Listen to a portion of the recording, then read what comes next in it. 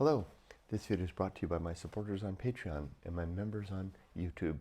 Minasan, arigatou gozaimasu. My name is Kurt, and today is the 20th day of December 2023. It's a Wednesday. It's 5:13 a.m. I'm running a bit late. This is my daily good life meditation, an exercise that I do each and every morning, a little bit after waking up. It's a lot of it after waking up today. I do this to remember my life objectives and principles, those which are outlined in my book, Going Alone, which you can get a copy of from the link down in the description. I do recommend the hardbound edition. I also use this time to think about the last 24 hours, including last night, to see how I did with the various challenges and opportunities I might have met. I reflect on the coming day, planning for what I'm going to do, and then I ready myself for death.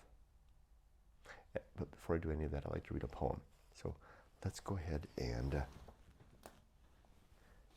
turn back to Edward Thomas. Today we're going to read a poem called The Barn. Let me get my vocabulary pen at the ready. I haven't read it yet. Let's see. The barn. They should never have built a barn there at all. Drip, drip, drip. It's funny because I can hear dripping outside. It doesn't seem like it's raining, but there's definitely dripping. Drip, drip, drip under that elm tree. Though when it was young, now it is old, but good, not like the barn in me. Though then it was young. They should never have built a barn. That's the first stanza. There should never have been built a barn there at all. Drip, drip, drip under that elm tree. Though then it was young, now it is old. But, though then it was young. His poetry is very difficult to read because of the way that it's the grammar. It's hard. It folds and it capitalizes and it ends. One more time. The barn. They should never have built a barn there. It's like getting a running start. At all. Drip, drip, drip under that elm tree. Though then it was young, now it is old, but good, not like the barn in me. So he's an old man, the barn, and he's talking about a barn that shouldn't be there, and a tree, but the tree's still in good shape, neither, but the barn and he are not. Second stanza. Tomorrow they cut it down. They will leave the barn, as I shall be left, maybe. Ooh, this is heavy. What holds it up? 'Twould not pay to pull down. Well, this place has no other antiquity. No abbey or castle looks so old as this that Job Knight built in '54. Built to keep corn for rats and men. Now there's fowls in the roof, pigs on the floor. What thatch survives is dung for the grass, the best grass on the farm. A pity the roof will not bear a mower to mow it. Oh, gosh, his poems are so good. But only fowls have foothold enough. Starlings used to sit there with bubbling throats, making a spiky beard as they chattered, and whistled and kissed with heads in air, till they thought of something else that mattered. Oh! But now they cannot find a place among all those holes for a nest any more. It's the turn of lesser things, I suppose. Once I fancied 'twas starlings they built it for.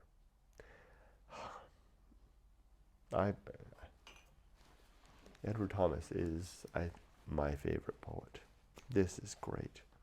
And I'm resolved this is the book of poetry that I will carry with me as I wander in Japan and I stop in little parks or along the beach side or at a river edge or in a Kiseten coffee shop, if I can find such a thing, the old style one from the Showa period.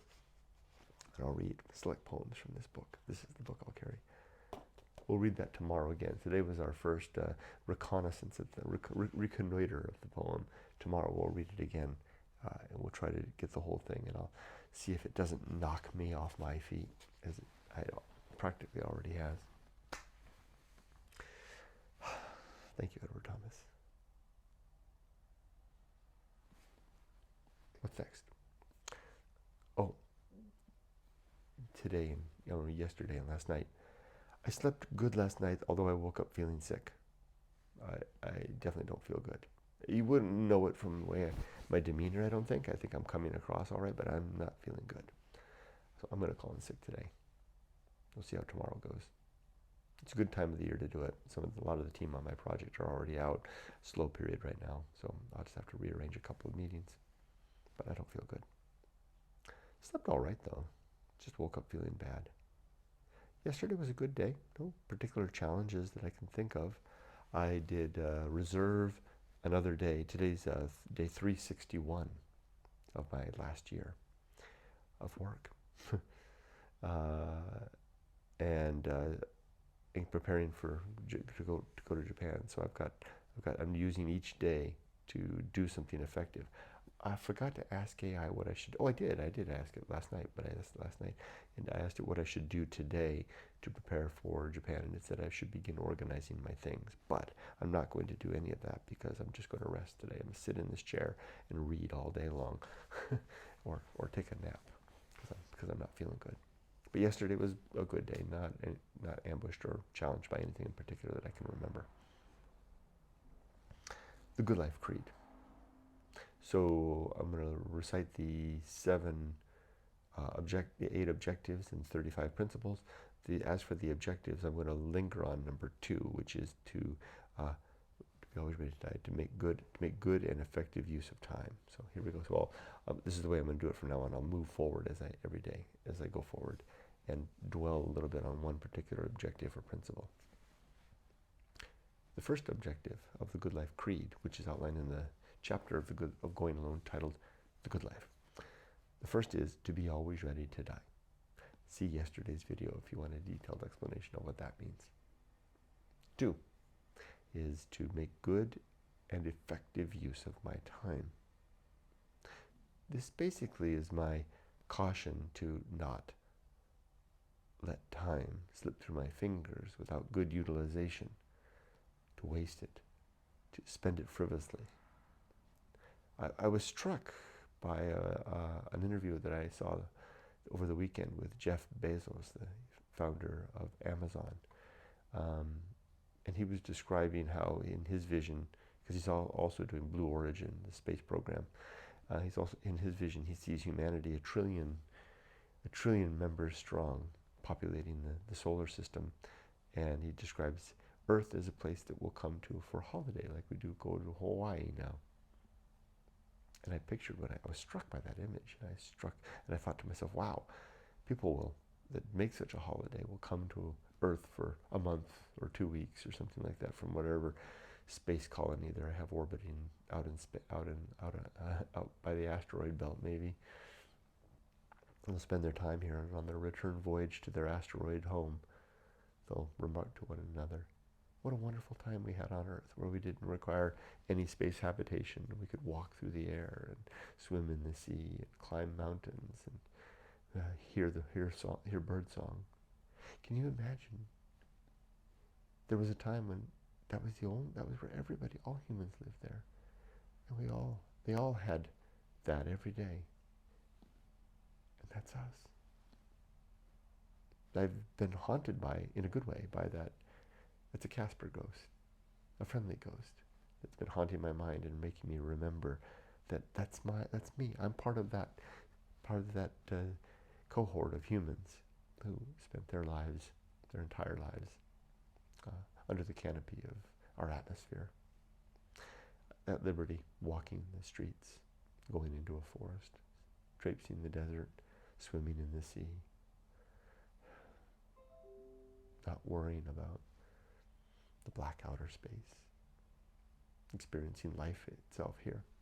And that is an admonition to me to make good and effective use of the time that I've got, being one of the very, very fortunate who gets to spend my life upon terra firma.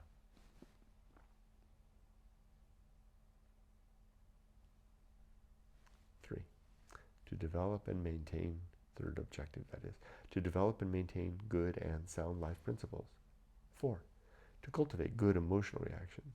5, to perform good actions.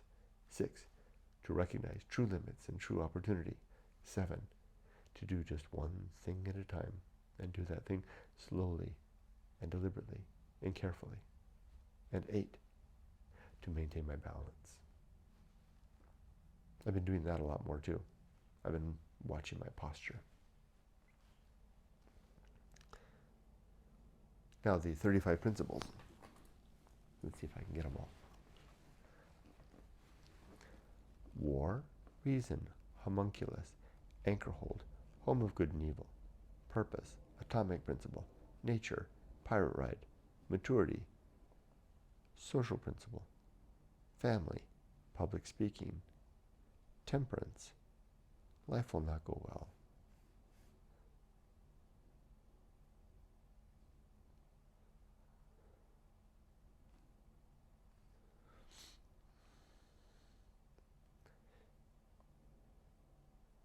The feast of that which must be born, the feast of offal, distraction, agency in the great indifference, the best seat in the house, the restless man, the path of wildness, the great life adventure, the risk of avoiding risk, sin and damnation, season of philosophy, script writing, the bullseye aim, the uphill climb, arena and utility, nothing is enough, the principle of fun, and being ready. 33? What did I miss? 5, 10, 15, 20, 25, 30, 33. I missed 2 somehow. I know I stumbled there for a little bit. Interesting.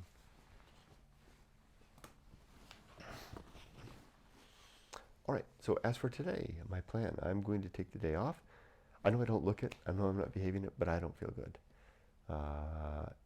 Maybe it's the optimism inside of me that's shining through.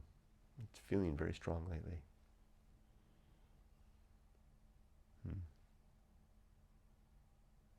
Yeah, I'll take the day off. I don't like taking days off, but I will. Heaven knows I've got enough of a balance of leave to use some days off. And I should be using them because I can't take them with me. I can't cash them out when I'm done and they'll do me no good. So I might as well start using them up. But I hate taking days off. Okay. Am I ready to die? Are my affairs in order? Yeah. Are my relationships sound? Yes. Is my life's work complete? Yes. So I can depart any moment without a single backwards glance. That's good. I wish you all the best. Be safe, but not too safe. Take care. I will move forward and up. I will rarely stop, and I will never